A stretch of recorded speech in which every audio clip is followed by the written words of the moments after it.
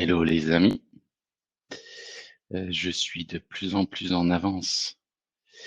J'espère que vous allez bien, ceux qui sont déjà là, ceux qui vont venir, ceux qui verront ce webinaire plus tard.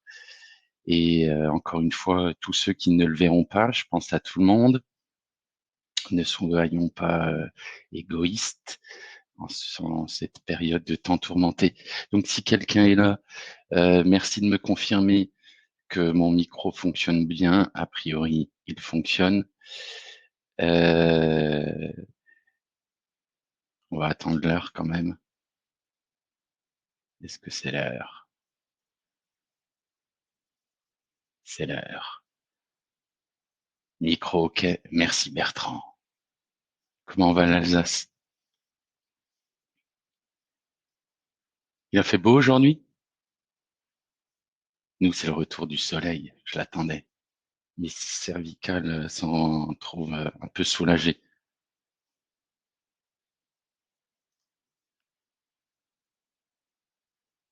Ah, on a un autre Alsacien avec nous. Salut Christophe. Beau et froid. Ah, ouais, nous, il fait quand même combien? J'étais sur la terrasse un petit peu. Après, ça se voit d'ailleurs, hein. Moi, je prends des couleurs, hein. Vous avez vu, les amis? Je vais aller à la pharmacie acheter une crème solaire.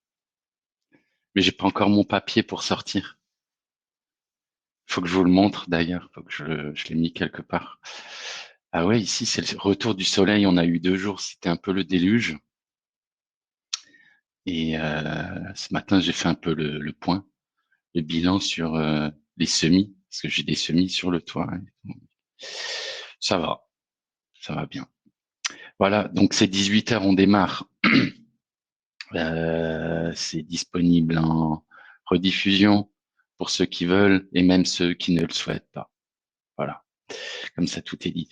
Alors aujourd'hui, nous sommes, je prends nous sommes, où est-ce que j'ai ma présentation? J'ai ma présentation. Nous sommes le 25. Je vais vous partager mon écran et, euh, et on va démarrer, hein. Voilà, je suis content d'être avec vous. C'est une chouette habitude. Et comme je le disais, hein, si vous pouvez pas être là, c'est pas grave. De toute façon, c'est d'abord une habitude que j'ai prise avec moi-même, en me disant que ceux qui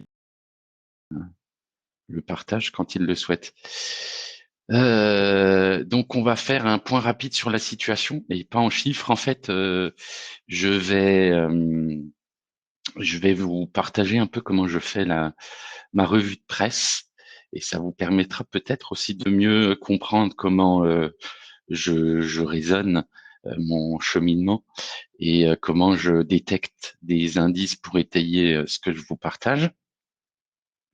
Je me suis dit que ça pouvait être intéressant, vous me direz. Ensuite, un point rapide aussi sur le plan d'action phase 1, où j'en suis, ce qui s'est passé de plus par rapport à hier. Les actions à mener, j'ai oublié de mettre à jour le sommaire, vous m'excuserez. Les actions à mener, ce sera de redéfinir les objectifs. On va voir ça ensemble, pourquoi, comment. Et on verra l'état d'esprit du jour et la pensée du jour. Sur ce, on va démarrer avec la revue de presse. Alors, je vous avoue que ce matin, j'ai un peu changé mon rituel.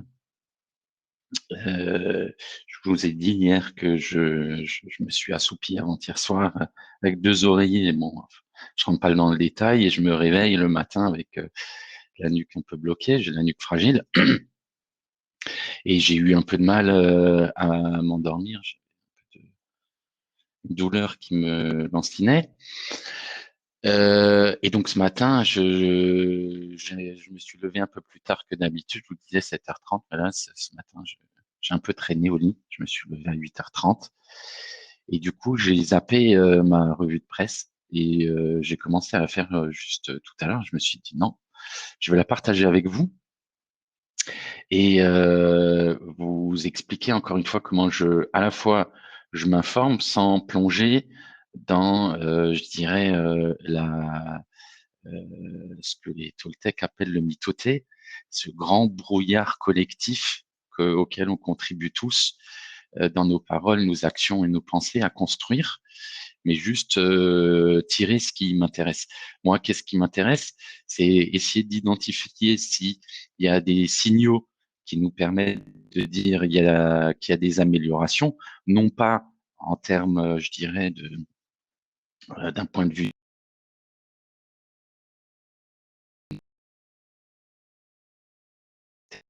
positif des gens, parce que c'est ça ce qui va déterminer quand et comment s'effectuera la reprise. Donc, premier truc, ben, on voit l'aéroport d'Orly va fermer, ça c'était prévisible, les compagnies à l'arrêt les unes après les autres. Est-ce que c'est un bon signe? Ben, moi, j'y vois un bon signe parce que c'était nécessaire que ça arrive. On ne peut pas maintenir l'activité de lieux qui n'ont plus d'activité pendant un certain temps. Et ça me semblait parfaitement dans l'ordre des choses, dans la séquence. Donc, c'est un premier signal qui me dit, bah, tiens, peut-être qu'on n'est pas très loin du pic et qu'on va pouvoir commencer à estimer une reprise. Alors bon, toujours la politique, la polémique autour du professeur Raoult, dont j'ai parlé déjà il y a quelques semaines sur les réseaux sociaux. Le prince Charles, le prince Charles est positif. Hein, alors ça doit être un drame en Grande-Bretagne, en tout cas pour une grande partie de la population. C'est intéressant, pourquoi? Parce que ça prouve encore une fois que c'est la première fois qu'il se passe quelque chose qui affecte tout le monde, quel que soit le pays, qui peut affecter en tout cas tout le monde, quel que soit le pays, la classe sociale, le diplôme, l'argent, l'aisance, etc. Et là, on se retrouve tous sur un pied d'égalité. C'est, je pense, pour chaque individu, une expérience intéressante. En tout cas, c'est comme ça que je le prends. Il n'y a rien de cynique et je reviendrai sur ce type de position et de remarques un peu plus tard. Donc, ben, confinement sans doute prolongé, ça on le savait déjà. Mais par contre, avant la mise en place de tests à grande échelle, ça c'est intéressant parce que je vous en ai déjà parlé plusieurs reprises. Je regarde d'un œil attentif quotidiennement comment ça se passe dans les pays qui ont été touchés avant nous, qui ont pris des mesures de confinement avant nous. Quand je dis avant nous, je dis avant l'Europe hein, et le Maroc. Le Maroc, ça a été quasiment, même peut-être un peu avant la France. Je crois qu'à partir du vendredi qui a précédé le lundi, Macron faisait son allocution. Nous, le vendredi, on avait déjà un début de confinement. En ayant beaucoup moins de cas. Mais ce qui nous intéresse, c'est de savoir la Chine, Taïwan, la Corée du Sud, ce genre de pays où c'était vraiment au tout début, et comment ça se passe aujourd'hui. Voilà, et je l'avais évoqué, la différenciation dans les modalités de retour à la normale pour les personnes qui ont été infectées et guéries, pour les personnes non infectées et celles qui le sont, est différente. Donc le test à grande échelle, c'est peut-être ce qui va aussi préfigurer des conditions de reprise. Vous avez le droit de vous déplacer sous condition que vous ayez fait le test et que ben, on constate que vous aviez le virus et vous avez développé des anticorps. Ou que vous êtes sain et là peut-être que on verra. Mais un premier indice sur d'éventuelles modalités et conditions différenciées en fonction, je dirais, de l'état de santé de chacun. Sinon, on prévoit pas des tests à grande échelle. Et peut-être aussi une temporalité, parce que combien de temps il nous faut pour être capable de me mettre en place des tests à grande échelle? Ça se fait pas en une ou deux semaines. Je pense que plusieurs semaines sont nécessaires. Donc ça veut dire que peut-être que ce sera aussi progressif.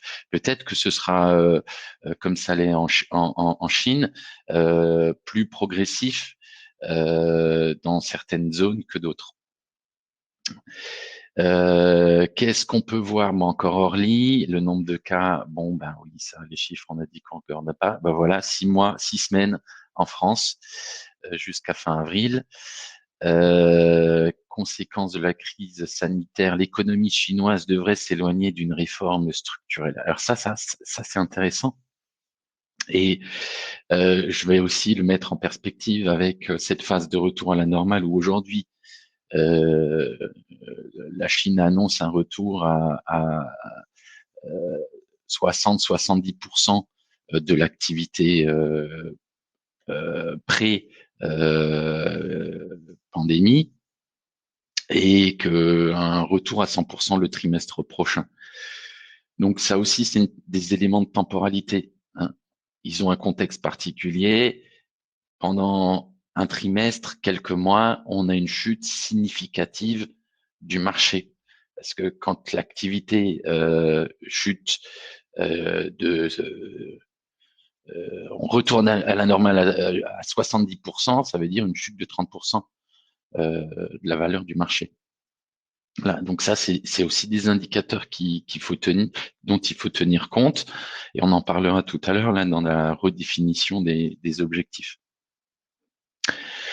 L'Afrique qui s'inquiète, ça c'est aussi la possibilité d'un drame social, économique, humain effroyable, parce que on le sait tous, l'Afrique n'est pas prête.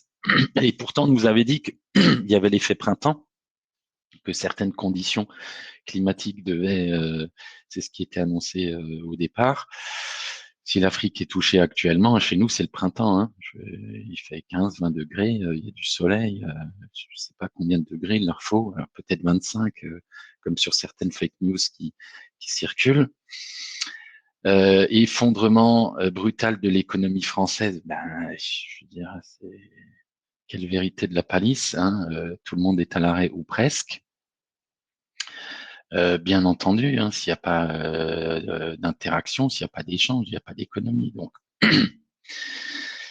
maintenant, c'est avouer qu'on est proche du zéro, et c'est intéressant parce qu'en fait, ça nous positionne tous dans la situation où on démarre notre activité, on redémarre. Parce que quand vous êtes entrepreneur, que vous démarrez, alors peut-être que vous avez parlé de votre projet, vous avez quelques clients potentiels, voire même déjà des précommandes, hein, on va dire, mais vous démarrez de zéro ou presque de zéro. Et là, en fait, c'est ce qu'on nous annonce, qu'on est presque à zéro et qu'il va falloir repartir de presque zéro. C'est intéressant.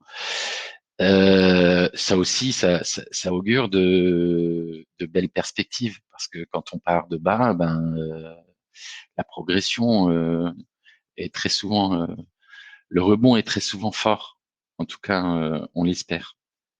Voilà. Et plus courtes les mesures de restriction, de retour à la normale seront, plus rapide un potentiel retour à la normale économique, d'un point de vue économique, sera possible. Il y a différentes théories. La théorie du V, hein, on rebondit aussi rapidement.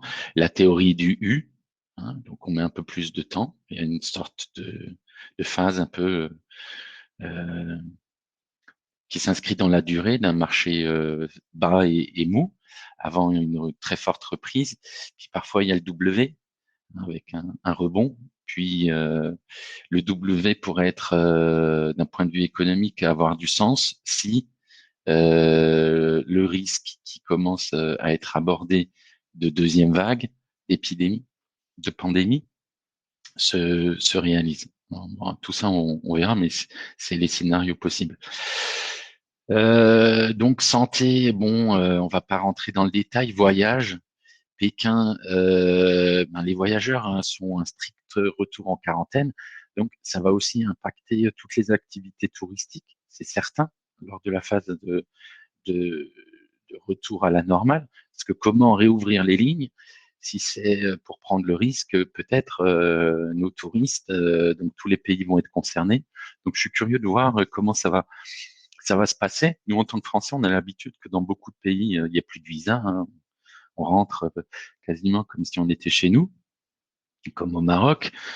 Euh, Par contre, ben là, je pense que ces conditions vont un peu changer. Alors, qu'est-ce qu'il faudra produire? Une attestation médicale? Est-ce qu'il y aura des tests faits sur place? Je suis assez curieux de voir comment ça va évoluer. Emirates qui maintient toujours des vols commerciaux sur 13 destinations. Et ça fait plusieurs jours que ça dure. Ils maintiennent. Donc, encore une fois, ça vient confirmer euh, euh, un des premiers articles que je mettais en avant tout à l'heure, qui disait que peut-être, à mon sens, on est à un pic. Voilà. Donc là, on a la reprise de un peu de tous les mêmes articles. Alors, je vais m'arrêter là, juste pour vous donner. Hein, je voyais que le conseil scientifique aussi confirmait les 6 semaines, recommandait 6 semaines tout à l'heure. Donc, on a des premiers éléments de temporalité qui sont assez intéressants et des premiers indices sur les modalités, les conditions dans lesquelles la reprise peuvent se faire. Donc, encore une fois, euh, si quand on reprend, je l'évoquais déjà, les autorités, notre Premier ministre ou notre président nous fait un speech à la télé, il nous dit, bon ben voilà les amis, aujourd'hui on est vendredi, profitez bien encore de ce week-end confiné, c'est le dernier, lundi tout le monde au travail. Hein, la fête est finie, c'est fini là vos vidéos où vous faites du golf chez vous, du ski à la maison, toutes ces conneries pour vous occuper, très très constructives. Non, non, lundi, on retourne au boulot et l'économie, elle redémarre dardard. Ça, c'est le scénario en V, ce que les économistes appellent le scénario en V. Donc, la même durée qu'on a mis à chuter, la même durée pour retrouver. Bon, de ce qu'on voit, ce scénario, il est très, très, très, très, très peu probable. Qu'est-ce qu'on peut avoir? Bon, ben, une phase où on a plus un confinement total, mais un confinement, je dirais, limité. Peut-être que pour certaines personnes, il n'y a plus de confinement, elles peuvent retravailler, d'autres sont encore confinées, où il y a des modalités différentes, comme c'est en Chine. Dans certaines villes, on doit rester dans la ville, où certains peuvent sortir même de la région, de la province, en fonction de vous êtes vert, je vous ai déjà expliqué, hein, leur application mobile.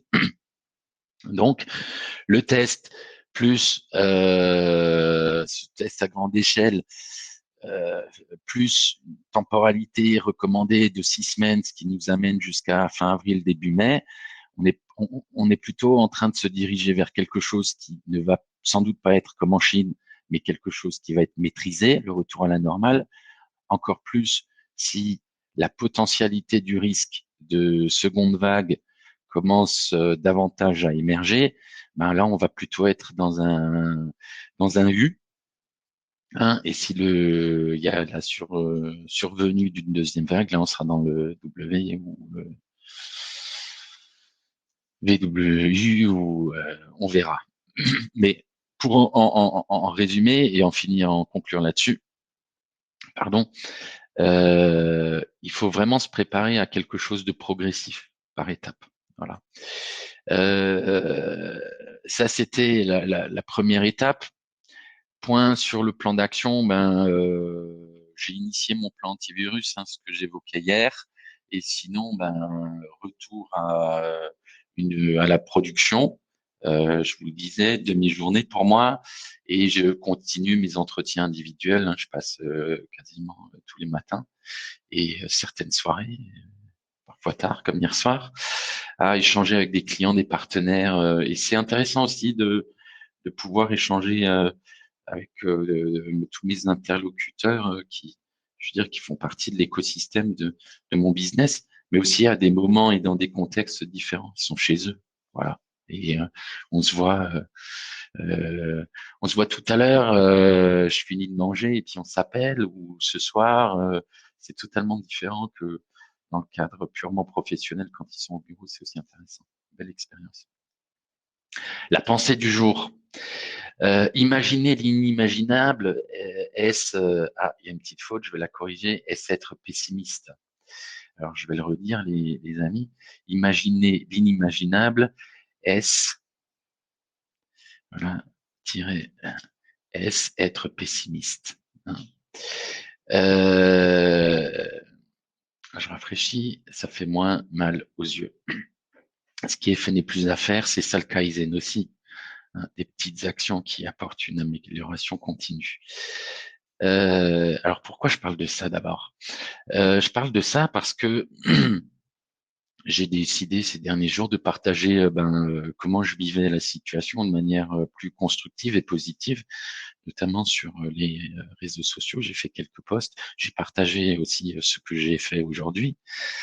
J'ai aussi eu quelques retours assez surprenants. Et donc hier, j'ai décidé de faire pause, le temps de digérer, de trouver la réponse appropriée, d'intégrer en fait cette nouvelle caractéristique de personnes qui trouvent qu'il est assez insolent en ces temps dramatiques de faire preuve de bonne humeur, d'avoir le sourire, d'être optimiste, d'avoir des projets, tout en imaginant le pire des scénarios possibles. Voilà, alors cynique, euh, personnellement, c'est d'imaginer l'inimaginable, et quand je dis l'inimaginable, c'est the worst scénario, comme disent les anglo-saxons, hein, la pire des situations, le trou noir des trous noirs. Voilà, si demain c'est un effondrement total, qu'est-ce qui se passe? Bon, ben, j'y pense. Ça ne veut pas dire que j'y crois. Ben, c'est la première des choses, parce que tant que je suis là, ben, moi je vais tout mettre en œuvre pour que ça ne se réalise pas totalement. Si je dois être le dernier survivant, je veux bien l'être. Euh, mais au contraire, c'est faire preuve, à mon sens, de lucidité, comme la considération d'un possible, voilà, d'une situation possible. Ça ne veut pas dire que c'est le plus probable, mais c'est un possible. Et si je réduis ma pensée et ce que je considère uniquement sur ce qui est hautement probable, il n'y a aucune chance que je sois capable de m'adapter de manière agile et constructive dans une situation actuelle. Parce que si on est dans une situation inimaginable. Donc non, je ne suis pas pessimiste, hein, au contraire, hein, moi je n'ai pas pour ambition d'aller élever des chèvres. Salut Stéphane, c'est la petite boutade en passant, excusez-moi. Non, non, non, non, je pense que j'ai tout autant, peut-être même plus, de projets que ces derniers temps. Et ceux qui me connaissent savent que parfois je déborde de projets. Et pour moi, c'est pas du tout un inconvénient. C'est même une chance parce que ça permet de ne pas m'ennuyer. Je l'ai déjà dit, mais j'imagine le pire. Et je souhaite être capable à m'adapter au pire. Voilà. Et je dirais, c'est de la lucidité, si ce n'est de l'optimisme. Voilà pour la pensée du jour. L'état d'esprit, j'ai eu plusieurs échanges je suis aussi le premier concerné. On a tous des dossiers, peut-être de la compta, la révision de conditions générales, pardon, de la, accordez-moi 2 secondes. Voilà, je vais juste arrêter le partage, le temps de désactiver ce que j'ai oublié de faire. Vous voyez, hein, on peut être un expert et les bons réflexes, ça se perd, hein. Faut l'assumer, hein, c'est pas grave. Nul n'est parfait, hein, on a tout le droit à l'erreur. Voilà, leurs messages seront affichés, hein, je leur dirai. Il n'y a rien de grave. On n'a rien à cacher. C'est bon, la transparence. Bon, j'espère que vous avez à nouveau mon écran. Oui, vous avez mon écran. Donc, je disais, on a tous des choses en suspens. Et peut-être, alors très souvent elles sont en suspens aussi parce qu'elles sont assez fastidieuses et qu'elles ne sont peut-être pas source de plaisir et de reconnaissance, de satisfaction que l'on peut avoir dans d'autres euh, parts de notre activité, de notre business. Personnellement, je prends pas de plaisir à faire ma compta, c'est une obligation. C'est le genre de choses sur lesquelles on peut être d'ordinaire toujours un petit peu à la bourre. c'est peut-être aussi le moment également de finaliser de ce qui doit l'être et depuis longtemps parce qu'il faut se préparer à être dans les meilleures conditions et le plus disponible possible pour la reprise. Hein, je l'ai déjà évoqué, nous ne savons pas, on peut juste essayer de détecter des éléments, des indices et de construire des scénarios, hein, de se faire des films, on peut le dire. Parce que plus on aura vu de films, plus à un moment donné, on pourra dire, ça, je l'ai déjà vu, voilà, et être prêt et savoir ce qui va se passer la scène d'après.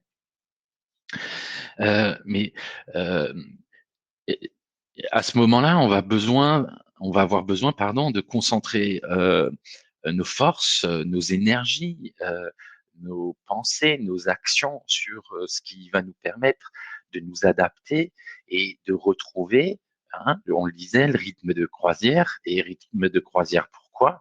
Pour une rentabilité pérenne. C'est ça l'objectif final, la rentabilité pérenne. Le retour à l'activité, c'est une étape. Notre objectif, c'est retrouver le plus rapidement possible la rentabilité. Et cette rentabilité, elle doit être pérenne. C'est pas juste 3 mois parce qu'on a des commandes en stock, on les réalise et après on n'a plus rien. Et le marché est tellement comprimé, pardon, que on se retrouve avec un carnet de commandes vide. Non, au contraire, c'est tout mettre en œuvre pour anticiper et retrouver cette rentabilité pérenne. Donc, pour ça, il faut être disponible. Profiter aussi de ce moment contraint, de ce moment d'attente pour agir et le transformer en moment de préparation. Et pour se préparer, finaliser ce qui doit l'être, c'est une des meilleures façons d'être prêt à relever de nouveaux défis. Voilà. Ma mère avait l'habitude de me dire finis d'abord ce que tu as commencé avant de commencer autre chose. C'est sans doute l'un des moments les plus opportuns, je pense, qui soit, parce qu'on est dans un moment de pause pour dire, OK, je fais le tri sur ce que j'ai en suspens, sur ce que j'ai en cours. Est-ce que je le conserve? Est-ce que ça a encore du sens? Est-ce qu'il est important que je le finalise pour être pleinement disponible pour la reprise? Ça, je pense que vous pouvez passer un moment et faire un petit inventaire, hein. Ça peut être tout simple encore, un tableau, un paperboard, une feuille de papier, un Mindmaster, comme vous le voulez. Mais prenez un moment pour lister ce que vous devez finaliser, ce qui est en cours, en suspens depuis longtemps, très certainement, et vous mettre à jour de telle sorte que vous n'ayez pas à traîner ces boulets à la reprise. À la reprise, on va être occupé et il faudra être inventif, créatif, audacieux et concentrer toutes nos énergies à retrouver cette rentabilité pérenne. Voilà pour l'état d'esprit. Action à mener, construire son plan d'étape reprise, son plan de reprise, pardon, étape 2. Donc aujourd'hui, qu'est-ce qu'on va aborder? La définition des objectifs et plutôt la redéfinition des objectifs. Donc, comme je vous l'ai dit, de manière simple, quoi, pourquoi, comment. Pardon.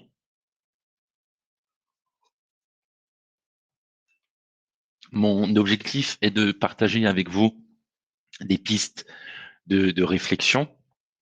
Encore une fois, je me répète, mais d'ouvrir des possibles. Vous prendrez ce que vous souhaitez.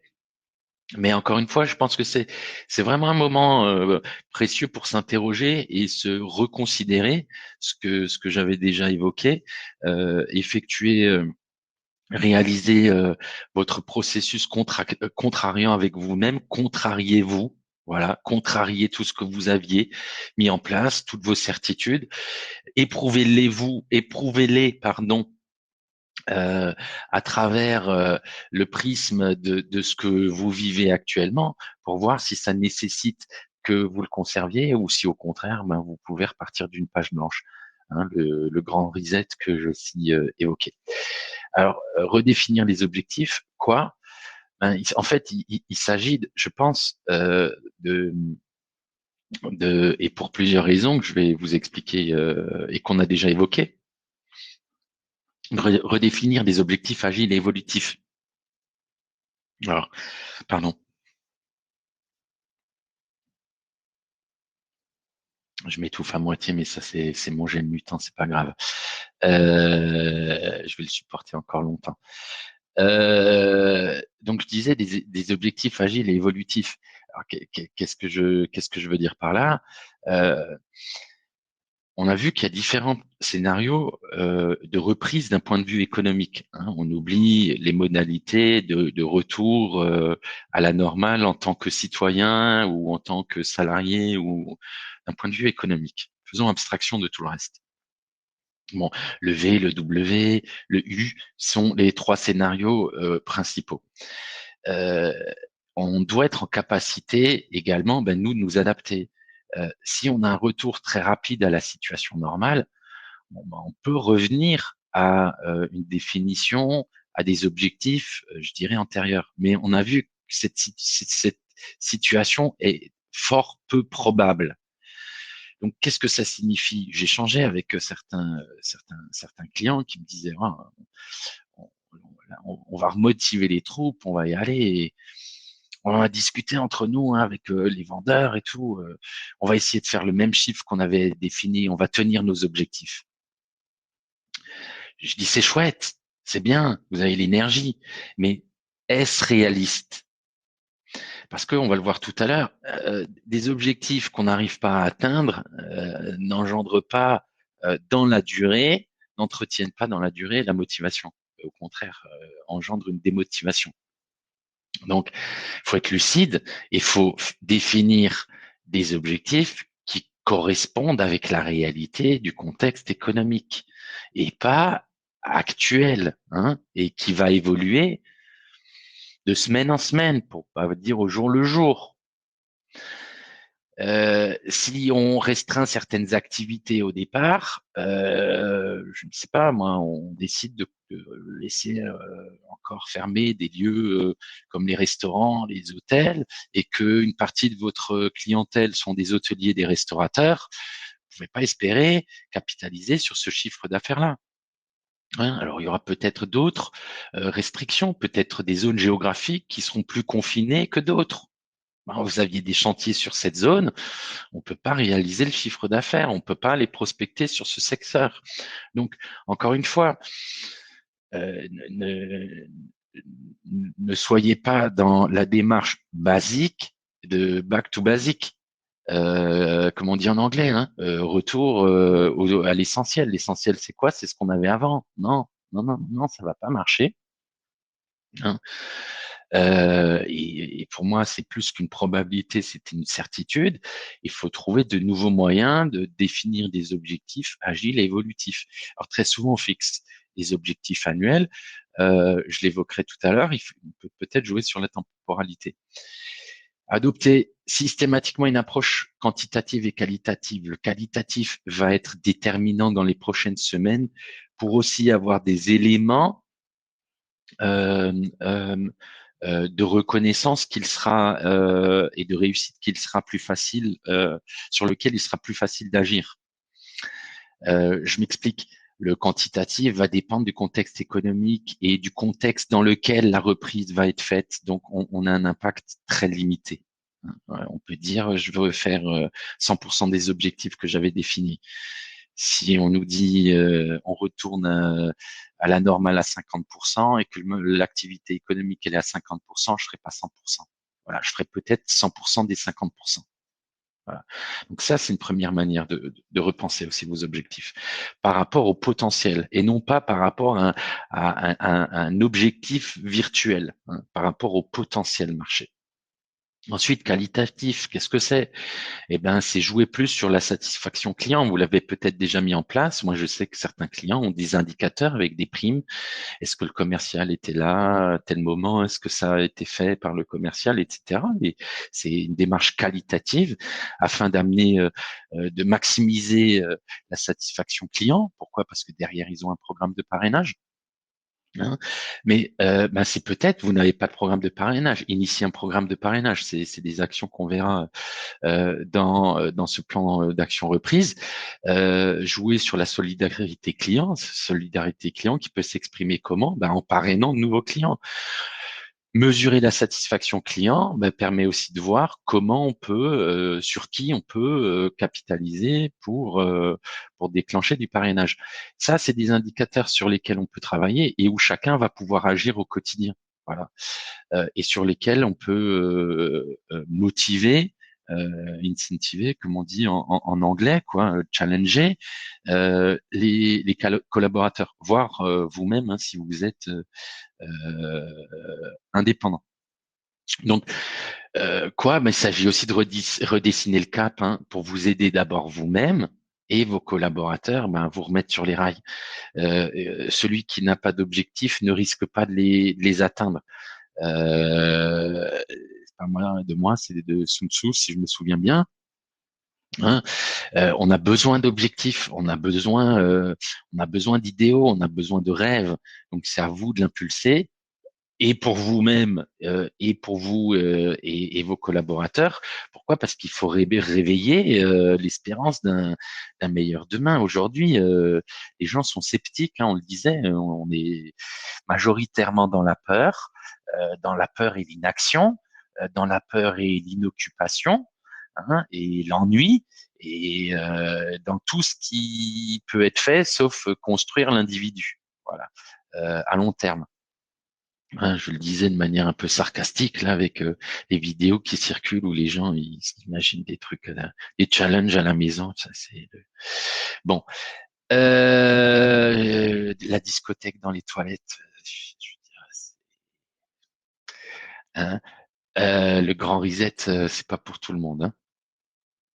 Hein. Alors je reprends caractériser les nouveaux repères. Ouais, c'est ça aussi. Hein, les nouveaux objectifs permet d'avoir de nouveaux repères. On parlait tout à l'heure hier, pardon, du plan antivirus. Vous pouvez mettre peut-être aussi en place des critères de mesure de qualité du respect de ce plan antivirus, de ce programme antivirus que vous aurez implémenté. Ça peut être aussi une nouvelle manière de challenger vos clients parce que vous savez que demain ça aura un impact sur votre business. Hein. Forcément, on l'a évoqué, certains clients changeront leurs attitudes. Ceux qui ne suivent pas là, je vous invite à voir la vidéo de hier, elle est disponible sur YouTube.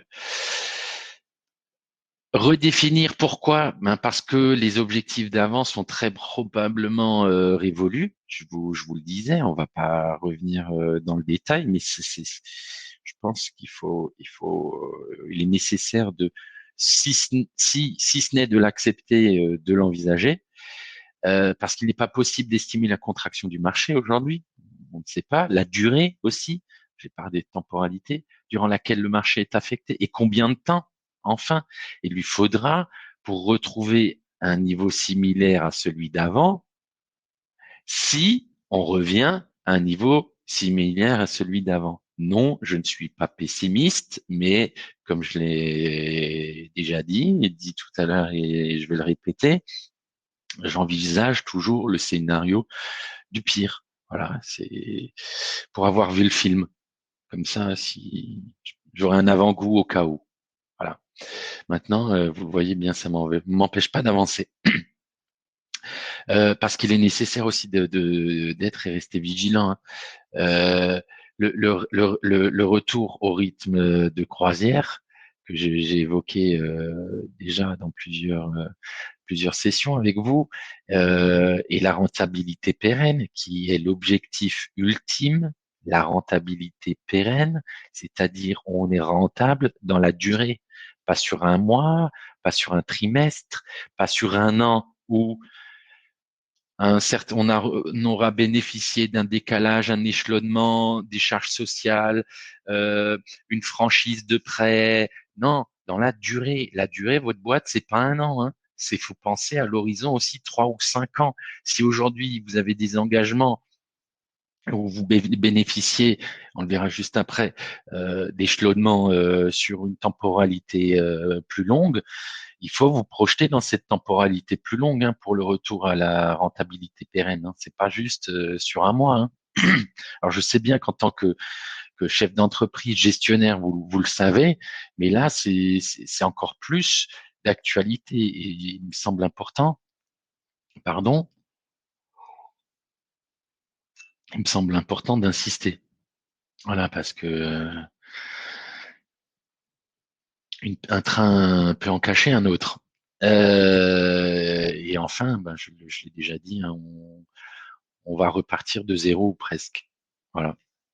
Vous pouvez peut-être avoir un carnet de commandes.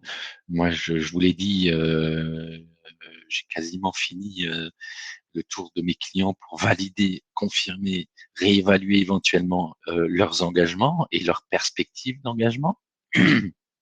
Pourquoi? Parce que je validais le carnet de commandes, hein, le confirmer. Donc, je me suis inscrit dans une démarche disant, voilà, je souhaite reconfirmer la commande que vous m'avez déjà confirmée. Hein, reconfirmons ensemble l'engagement que nous prenons. Et je pense que c'est important pour savoir d'où on part. Alors, comment? Euh, Déjà en ayant bien réévalué vos charges, vous allez bénéficier pendant un certain temps d'allègements, etc., de charges sociales, il y a peut-être du chômage technique, vous aurez des remboursements différés, il y a des suspensions de telles ou telles obligations peut-être. Vous allez souscrire un prêt de trésorerie avec un différé euh, de paiement d'1 an et éventuellement un échelonnement jusqu'à 5 ans, c'est a priori ce qu'ils ont annoncé. Bon, si l'engagement est de 5 ans, même s'il y a une garantie, vous aurez toujours à l'assumer en partie. Mais au-delà de la garantie, hein, de la caution personnelle, et ça je l'ai déjà évoqué, hein, vous avez des engagements personnels. Et on abordera ce sujet-là prochainement. Au-delà de ça, c'est que l'argent, à un moment donné, il faut le rembourser, c'est-à-dire il faut générer la marge additionnelle nécessaire. Voilà. Combien de chiffres d'affaires en plus il faut par rapport à mes frais de structure habituels pour pouvoir rembourser? Pense-t-on qu'on va revenir à 100% du marché ou 110 ou 120 rapidement? Donc encore une fois, je vous l'ai dit, on abordera aussi ce sujet lors d'un prochain webinaire. On aura des arbitrages à faire. Voilà, c'est sûr et certain. Donc, je l'ai évoqué remboursement considérant le remboursement. Et alors, je vous invite à établir, même de manière basique, différents scénarios. Alors là, j'ai mis si baisse de 30%, si baisse de 10%, si retour à la normale, s'il faut 3 mois, s'il faut 1 an, s'il faut 3 ans, etc. Euh, c'est juste des pistes, mais essayez d'imaginer, bon ben voilà, dans votre activité. Alors je sais que parfois il y a la saisonnalité. Hein, on a certaines périodes dans l'année où on génère plus de chiffres que d'autres. OK. Bon, ben, si le retour à la normale, il nous impacte encore à ce moment-là, qu'est-ce que ça signifie? Il y a peut-être, vous dépendez peut-être des calendriers académiques, des congés scolaires, etc. Donc, qu'est-ce que ça peut avoir comme impact pour vous, pour votre business, dans votre retour à une activité normale, dans l'objectif d'atteindre à nouveau une rentabilité pérenne. Donc, essayez d'imaginer différents scénarios parce que les imaginer, comme je vous le disais, c'est scénario. Vous écrivez des films ou des séries, hein, ça peut être votre série favorite. Bon, ben voilà, 5 phrases qui décrivent comment ça peut se passer et quel est l'impact que ça peut avoir et comment vous pouvez réagir. 3 petits paragraphes, ça peut être des bullet points pour vous préparer. Plus vous imaginez de possibles, plus vous imaginez de manière d'y répondre, plus, si ça arrive, vous êtes en capacité d'agir vite et bien. Voilà, donc c'est un petit exercice que vous pouvez aussi pratiquer là ces prochains jours. Comment établir, et on reviendra peut-être en détail, les différents scénarios de reprise d'un point de vue économique, hein, pas organisationnel. C'est peut-être aussi l'occasion de repenser un système de primes, hein, de commissions, de simplifier les choses et d'introduire de nouveaux critères. Hein, je le disais, plus qualitatif et peut-être aussi dans le respect et l'application des nouvelles euh, de votre nouveau plan antivirus. Pour certains, ça va être aussi en repensant sans doute, hein, votre modèle économique. J'ai plusieurs clients qui pensaient à développer des activités complémentaires ou de transposer leurs activités de davantage digitaliser. Je l'ai aussi déjà évoqué. Je pense qu'aujourd'hui, c'est vraiment un moment propice, intéressant. Vous êtes dans une phase, vous pouvez vous dire que vous êtes dans une phase où vous repensez votre entreprise, votre business en mode startup. Hein. Voilà, on est dans les premières phases avant de se lancer. On ne sait pas encore quand exactement ça va être le lancement, mais on est dans le sprint et on essaie de réimaginer comment on peut évoluer. Alors peut-être pas dans 3 mois, peut-être pas à la reprise, mais dans 6 mois, dans un an, dans 3 ans, voilà où on veut aller. Et ça, ben, c'est également un exercice que vous pouvez, que je vous invite à pratiquer, de repenser votre modèle économique, de repenser ce que peut être votre business, ce que vous souhaitez en faire, vers où vous souhaitez le mener à l'horizon 6 mois, 3 ans, 5 ans, que sais-je. Enfin, d'une manière pragmatique, vos objectifs, ils doivent être SMART. Je ne sais pas si vous connaissez cette approche, hein, mais ça veut dire spécifique, mesurable, ambitieux, réaliste et temporel. Alors, le spécifique, c'est quoi? On ne donne pas le même objectif à tous les commerciaux. On va l'adapter en fonction du secteur, en fonction peut-être de son antériorité. Ils doivent être mesurables. Donc, c'est quelque chose qui doit être palpable et on le verra tout à l'heure. Et pour ça, il faut avoir des tableaux de bord, des indicateurs de performance. Euh, euh, il faut être ambitieux et réaliste en même temps.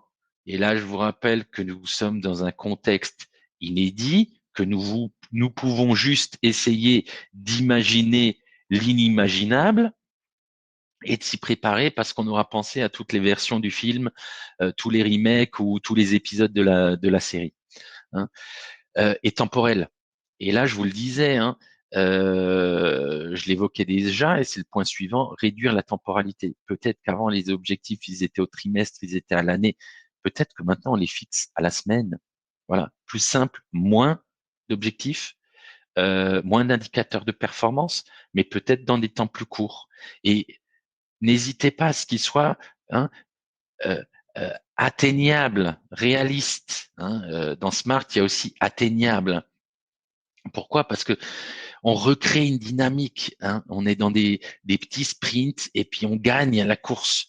Et de semaine en semaine, on gagne la course et on crée une dynamique de succès. On retrouve la dynamique de la réussite.